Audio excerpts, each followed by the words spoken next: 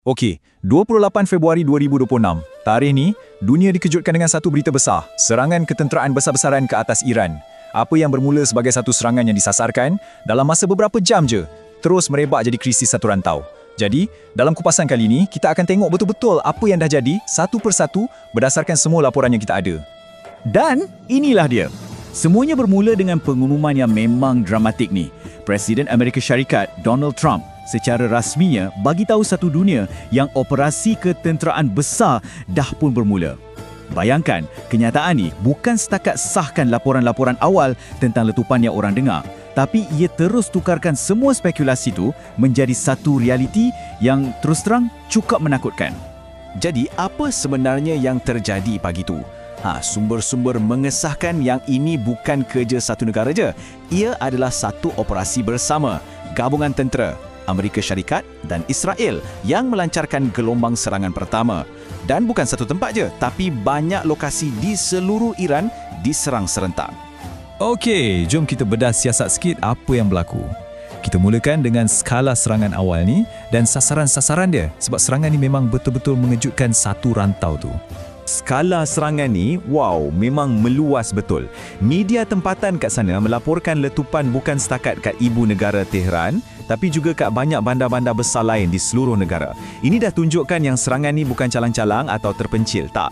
Ini nampak macam satu kempen ketenteraan yang betul-betul dirancang dan diselaraskan dengan teliti. Khususnya di Tehran, sasaran dia tu memang sangat signifikan. Laporan-laporan menunjukkan serangan tu berlaku betul-betul dekat dengan pusat kuasa rejim Iran. Kita cakap pasal ibu pejabat pengawal revolusi Islam, ni kira macam pasukan tentera paling elit kat sana, dan juga pejabat pemimpin tertinggi sendiri, Ayatollah Ali Khamenei. Jelas ini macam satu mesej.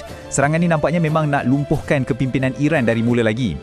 Jadi persoalan paling besar sekarang, Kenapa serangan ni dilancarkan? Washington dan Tel Aviv masing-masing ada alasan tersendiri.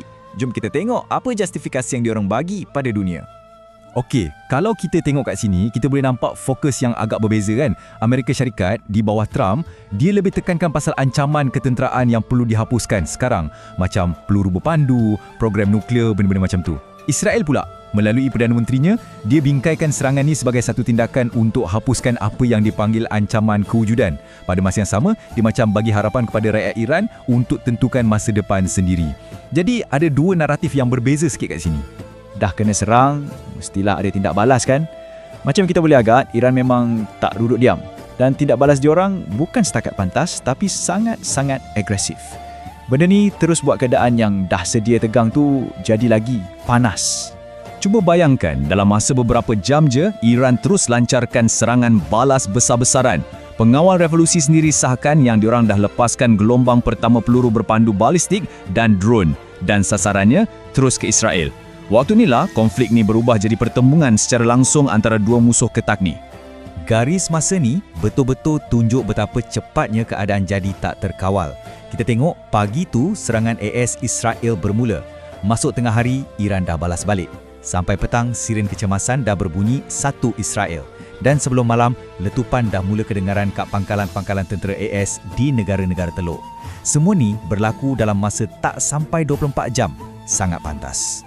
Dan ya, macam yang disebut tadi, konflik ni tak terhenti antara Iran dan Israel je. Tak lama lepas tu, ia mula mengheret negara-negara jiran kat teluk masuk sekali.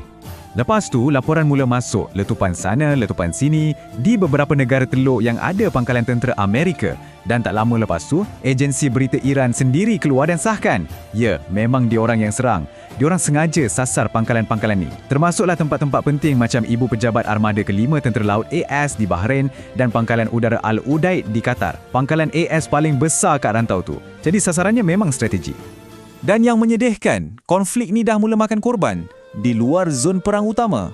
Agensi berita UAE melaporkan ada sekurang-kurangnya seorang terbunuh di Abu Dhabi. Ini jadi lepas satu peluru berpandu Iran dipintas. Benda ni jadi peringatan yang pahit bila konflik merebak, orang awam yang tak bersalah pun boleh jadi mangsa. Kesan dia merebak dengan cepat dan orang awam pun mula rasa. Israel dan negara jiran dia, Iraq, terus tutup ruang udara diorang. Tak ada penerbangan awam dibenarkan. Bayangkanlah gangguan yang jadi pada perjalanan udara, bukan setakat kat rantau tu, tapi antara bangsa sekali. Ini tunjukkan betapa rapuhnya kestabilan satu rantau tu. Sekelip mata je boleh berubah. Okey, sekarang keadaan satu rantau tu tengah tegang gila. Jadi, apa status terkini? Apa yang kita dah tahu dan apa soalan-soalan besar yang masih tergantung? Dalam semua kekalutan ni, satu soalan paling besar yang semua orang tanya. Kat mana pemimpin tertinggi Iran, Ayatollah Ali Khamenei? Kita tahu pejabat dia jadi salah satu sasaran utama kat Tehran. Jadi nasib orang paling berkuasa kat Iran tu jadi tanda tanya besar. Tak lama lepas tu, jawapan pun tiba. Sumber rasmi Iran keluar dan sahkan yang pemimpin tertinggi mereka selamat. Dia dilaporkan dah dipindahkan ke satu lokasi rahsia. Dan yang penting, dia memang tak ada kat Tehran masa serangan tu jadi. Ini macam bagi petunjuk kan? Mungkin pihak Iran sebenarnya dah jangka pun serangan macam ni akan datang. Tapi mungkin perkara yang paling merisaukan sekali adalah mesej yang datang dari Iran selepas tu. Seorang pegawai kanan Iran bagi kenyataan ni dan ia sangat terus terang. Semua aset dan kepentingan Amerika dan Israel di Timur Tengah telah menjadi sasaran yang sah. Wow. Ini seolah-olah satu pengisytiharan. Bagi Tehran, dah tak ada garis merah. Ini amaran jelas yang konflik ni bukan je akan berterusan, tapi mungkin akan jadi lagi besar dan lagi luas. Dan semua ini membawa kita kepada persoalan terakhir, persoalan yang tergantung di udara. Operasi pertempuran besar dah pun disahkan, tindak balas pun dah bermula. Sekarang, satu dunia tengah perhatikan Timur Tengah dan tertanya-tanya, apa langkah seterusnya? Apa yang akan jadi lepas ni?